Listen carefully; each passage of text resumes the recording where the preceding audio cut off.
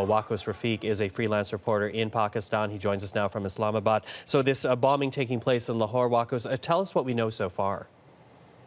Well, it has been really a tragic Sunday in Lahore, devastating as you described it, Michael. But the thing is that the death toll continues to go up. We now hear from our sources here that it could be touching 70 as we speak, and more than 300 are injured, most of them seriously. And as you said, it's mostly women and children who had been to the park on Sunday, which is normal for families to head to the parks. But also, as you mentioned, it is very important for us to remember that Easter was being celebrated like the rest of the world by the Pakistani Christian community all across Pakistan, and many of the ones who've been targeted do belong to the Christian community. However, the DIG operations, that's a senior police official, when asked, denied that it was actually a target on the Christians who were celebrating Easter, because according to him, the DIG operations, many Muslims were also targeted in that attack. We've seen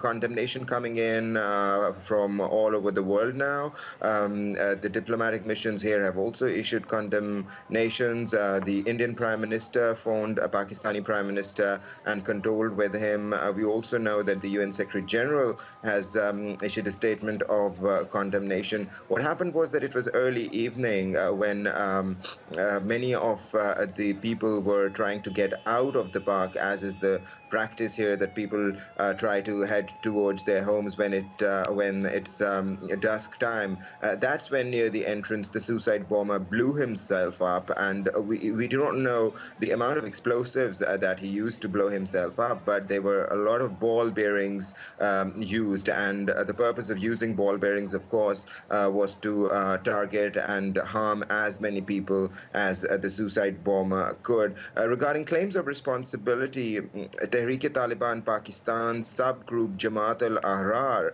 has claimed responsibility for this heinous, barbaric attack, and some information is now coming forward regarding the identity of the suicide bomber. He's said to be a young man under the age of 30, belonging to Muzaffargarh, which is a city in the southern part of Punjab. Wakos, you named a group there that is claiming responsibility. Tell us again the name of this group and tell us what we know of this group.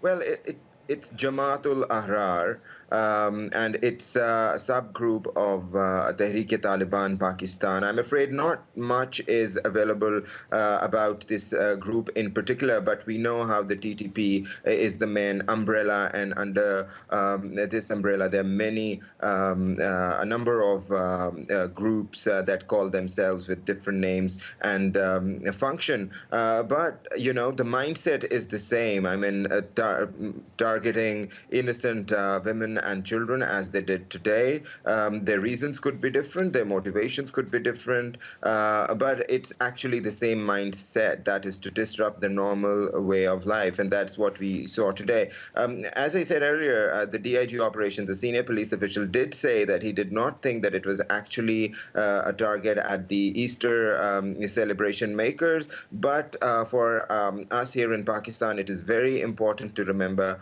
that it was Easter, and it was a festival that was being celebrated by this minority community here.